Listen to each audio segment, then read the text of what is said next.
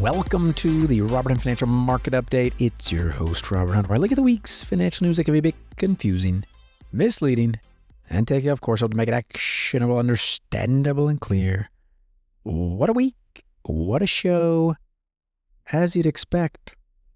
3 salient points, maybe a little extra discussion time if you really want to listen for the end of the podcast. At the top, we're looking at a Wall Street Journal article about premium credit card rewards. Just a little bit of a history lesson. This is by Imani Moise. This headline is, "Using Premium Credit Card Rewards is Becoming a Part-Time Job."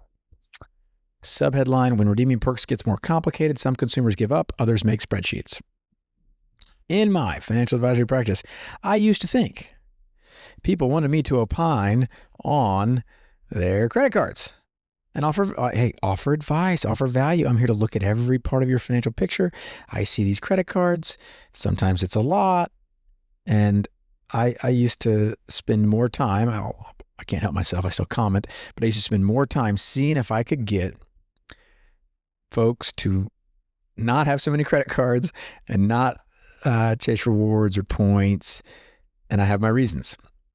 So, of course, ultimately, I think it's just our brains only think about personal finance so much, and it's not a very big lever in your life. I confess you can optimize it. But this article, oh boy, did it have some helpful data that proves my point. Isn't that what we all do? We just read the news and look to be affirmed. Well, that's what I did in this article. The article begins. "The real price of a premium credit card isn't the 3-digit annual fee. For some, it's the hours spent in spreadsheets trying to get their money's worth." I agree. A lot of these high reward cards, they're 150, 200, whatever. This Eric and Charlene May in the article, they have 14 credit cards. They spend $2,600 a year in annual fees. And to make sure they come out ahead, they diligently update a color-coded Google Sheet as they redeem the card's dining, travel, and shopping credits. On a recent trip to New York City, they splurged on an omakase dinner. I've never heard that before. It doesn't sound like the Chick-fil-A I get. That chicken tortilla soup is on point, I'll say. Not a sponsored. And logged it in their spreadsheet on the subway ride back to the hotel. "Sometimes it can be a buzzkill," said Eric.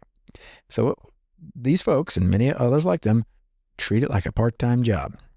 So they are finding which card does which fee, juicing returns. Hey, it's cash back if you travel here, and then gas and groceries is here. And so they have a carousel of cards, these 14 cards, and they're how much time do you think they're spending on it? I bet it's a lot.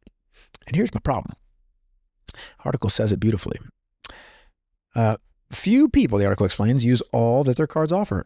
Of the more than $40 billion that U.S. cardholders earned in rewards in 2022, more than $33 billion went unclaimed, according to the latest data from the Consumer Financial Protection Bureau. I'll say that again. 40 billion U.S. cardholders earned, this is in 2022, 33 billion went unclaimed. And yet, my experience in my beloved hourly financial practice, that is a sponsored deal, Robert Hunt Financial, we can spend hours, if we wanted to, analyzing deep discussions on the merits of this card over that card. You get the Companion Pass. Did you get the Companion Pass Southwest card? So I've changed my tact. Where I used to be more dogmatic and telling people, this is my advice, just get a cashback card and stop thinking about it. Your time and your mental energy is worth more than rotating categories. And I recognize there are a jillion exceptions to this rule. I now am just looking for a reduction in number of cards. If someone can commit to, instead of having 7, 8, 5, 6 cards, if you can get it down to 1 or 2, that's a win. And I'll say, any card you want. Of course, I am partial to an even simpler approach, which is just get a cashback card. That leakage, I'll call it, where 33 billion is unclaimed. 7 billion out of 40 is actually claimed by people who are cardholders. It means there's huge leaks where people are getting travel or whatever, and they're not using it. So no surprise from me, you'd hear, keep your costs low, meaning I don't do any fee cards, no fee. Now I'm going to, credit card simple. I just do a cashback card. It's not even the best cashback card. They keep coming up with better ones. I just don't want to mess with it. They've got a 2% card at Wells Fargo and they 2% at Citibank, and I'm Luddite that I am. I'm at a 1.5% at Capital One for my Quicksilver card. And the card feels plasticky, and I'm not necessarily proud of it at a dinner when the Amex card, I hear the clink, clink, clink, and my little rickety plastic card, but I think it's the right thing. So keep it simple. Be willing to keep it simple in every area. And just remember, you may be the exception. In my experience, most people really can only make a few financial decisions. The longer I do this, the more convinced I am that you would be the exception if you can make excellent financial decisions, lots of them all throughout the year, and do so over a 50-year period. You would be a unicorn, in fact. What I think is most helpful is just figure out something simple, find a way to stick with it, and then use your brain space for something else. Because boy, howdy, can we anchor to credit cards. Because we kind of get to engage with them and understand them more than other things. Oh, up next, this has been a big one. If you are familiar with Mr. Michael Burry, does that name do anything for you? Michael Burry. He's the famous Big Short. If you watched, there was a movie that basically captured his Big Short with that housing 08, shorting these bonds and stocks, tranches, whatever. He made a killing. So he's Mr. Thinks something's going down in value. He spots the bubbles. He knows how to spot the bubbles. Or does he? He's been in the news. Multitudinal number of articles. So just announced now he's closing his hedge fund. Okay, interesting. He's warning us on valuations. He's deregistering Scion Asset Management. And he gives these, like an Old Testament prophet, but I'm going to call him not a reliable one. He gives these dramatic, scary predictions about the future of your money and your country and the economy. And so I want you to listen to this. Admittedly, he correctly shorted the housing market in 08. So did many others. My experience with them is if you follow the folks that successfully shorted, they looked for they everywhere to it. You've heard the phrase, to a hammer, everything's a nail. To someone who sells the market short, meaning they think it's going to go down, everything's a short, everything's a bubble. It is so invigorating and adrenaline inducing to call a short and be right, because it's so hard to do. But listen to this. On the X.com platform, a list was procured of all of his short predictions. 12 of them. In January of 2017, he predicted a global financial collapse and World War III was imminent. Okay. September 2019, claimed index funds were the next CDOs ready to implode like 2008. 2020, December 2020, shorted Tesla, said its price was ridiculous and destined to crash. It's up a bajillion since then. January of 2021, reiterated that Tesla's valuation would implode soon. The shares doubled. January 2021, late 21, he argued GameStop's rally wouldn't repeat. It exploded again weeks later. February 2021, warned the entire stock market was dancing on a knife's edge. This is February 2021. Okay, I'll just explain. The market has been on a tear since. February of 2021, again, he claimed inflation would destroy Bitcoin. It hit new highs later that year. In February 2021, again, he called Robinhood a dangerous casino. It kept growing users and revenue. It's up almost 1,000x. I mean, and it, guys, it keeps going. March 2021, he said Bitcoin was a speculative bubble. Kept rallying. Maybe he's right, maybe he's wrong. June of 2021, predicted the mother of all crashes and sold everything. Market kept going. That's June of 2021. This is the greatest guy. By the way, I'm not reading this to try and poke fun at Michael Burry. I actually think he's probably more intelligent than all of us and knows markets and data and can analyze a balance sheet super well. This is to show you how hard this is. Okay, so this is June of 2021. He predicts the mother of all crashes and he sold everything. Well, listener, what has happened since June of 2021? It's been a spectacular rise.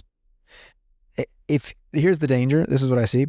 If you decided to start taking action on Mr. Burry, I mean, you're going to lose your shirt. September 2022, he forecasted massive stock failures ahead. Index finished the year higher. August 2023, he bets 1.6 billion on a total market crash. He tweeted sell. That's all I said. Later admitted I was wrong to say sell. And so here he is. He's back in the news. He sees the AI bubble. And you just don't see it, do you? Not as smart as him. And by the way, a lot of really intelligent people fall down this trap. Someone I think is Jamie Dimon. I've quoted him on this podcast before. He never trusts this economy. Always a bit of a bubble, always higher valuations. Can't be sure. What it should tell you is not that Michael Burry or Jamie Dimon are unintelligent. It's that even the most intelligent amongst us, which I would put Michael Burry and Jamie Dimon in that boat, can't do it.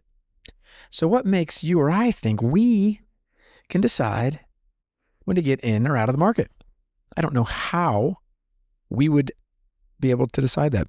And what's happening now is the AI.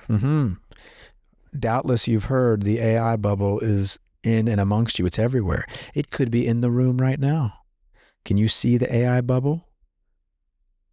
Well, there's a Wall Street Journal article, headline, Big Tech Soaring Profits Have an Ugly Underside, OpenAI's Losses. Subheadline, what's only starting to become clear is that AI startups are also sinkholes for losses. So the kind of thesis here is that all these you've probably heard it said, all these big, large cap tech stocks in the S&P 500, they're all dancing on a thin sheet of ice that could crack any moment because they're just living on OpenAI and the frothiness of the market, and they're these circular contract agreements, and you've probably heard people aren't depreciating their chips like they should, and therefore perhaps Meta's earnings are inflated. They're not, these chips in these server rooms really depreciate like used cars. They don't hold their value like the accounting rule. You've probably heard all that. The question before you, can you act on it? Is it actionable? And the degree to which you are confident and that it's actionable or not, you may elect sell, take some chips off the table, rotate into a more conservative position, which maybe you should do anyway, but not because you think it's a bubble. I will confess, I am the worst amongst you at predicting bubbles. I'm so bad. I think I'm as bad as everybody else. I don't think I'm worse than anyone, but I'm so bad. I have thought the market was overvalued basically my entire investing career. I thought it was I was most convinced of my the rightness of my calls in 2013. Boy, 2012 the market was, and boom, the market just popped up. I thought, oh dear, we had just come out of 08, and everyone, the news was telling me it's a double dip. This thing is a double dip. Don't you dare! What I later learned is, the bear case always sounds most intelligent, and the bull case always sounds Pollyanna. And I wanted to, be smart. I wanted to see through things. I wanted to see through, oh yeah, it's not real. These things aren't real. But C.S. Lewis has a great quote, and he's not referencing markets, but he says, if you see through everything, you see nothing. He was referring to kind of deconstructing faith or mystery, but it applies in finance too. If you see through the market, it's a fraud. These big 7, Mag 7, no, they're dancing on a thin sheet of ice. It's not. What do you see? What do you see? I think upon cross-examination, most of us would see nothing. Well, what's the alternative? You're gonna wait? You got to be right twice. You got to be right twice. Let's say you're right. Let's say you knew the top was right now. You could pick the top. I'd still be a little scared to do it. Where's the bottom? How you gonna pick the bottom? Which one is it? Financial history looks easy in hindsight. I'm telling you, in the moment, you're not gonna know when to get back in. You might be in cash for a very, very long time. And as a reminder, 1929 in the United States of America, there was this peak stock market. Let's say you picked it. In fact, some of the best short sellers, and one of the best short sellers in the world did pick it. He made just gobs of money shorting the market in 1929. That's when people were borrowing on margin, total speculative frenzy, into the roaring 20s. The Great Depression kicks in. Do you know how long it took to go from 90% losses? It took 4 years, top to bottom, 90% losses. So let's say you picked the top right. You're telling me you're going to wait 4 years? I don't know how anyone could do that. I'd be tempted to either jump in after a year or 2 years or 3 years. But as it keeps dropping, how are you going to stick with it? So anytime you are tempted to proclaim there's a bubble and therefore it is actionable for your portfolio, ask yourself this: can I be right twice? And do I have a track record for picking bubbles? Most of us aren't keeping track of our predictions, but the news cycle keeps track of Michael Burry's prediction, Jamie Dimon's predictions. And if they're anything like you or me, and I think they're a little better than us, they're terrible at it. They're not just bad, they're awful. They can read a balance sheet. Those guys know accounting. They understand investment theory. They're terrible at it. And it could be that this is just a game that you don't want to play because if otherwise intelligent, hardworking people are failing as miserably as these guys are, do we stand a chance? Do I stand a chance? I don't think so. As lazy as it may sound, just stay invested. Stay invested. I have a much higher degree of confidence that I can execute on that plan over a 50-year period. Much. And it's permanence. What can you stick with? That makes all the difference in the world. And in closing, we've got a little extra, just a thank you to our friends at Frost Bank. As you'll recall in the last episode, I was telling people that 5.25% money, whew, on these refis at 30-year, goodness, how are they doing it? They're keeping their paper. Yeah, they are keeping they're not selling the loans. And I was struggling to help find lower rates. So the Frost Bank Mafia reaches out, says, hey, thank you. Hey, here, good job mentioning us. Yes, we are doing this. And it's another reminder to me, you got to shop. You got to shop stuff. You got to care more. You got to keep calling. Don't be lazy. And remember the most important stuff, which is keep your costs low, your investing simple, and your time horizon long, because that's what's going to give you the best shot on your investing journey. Until next week.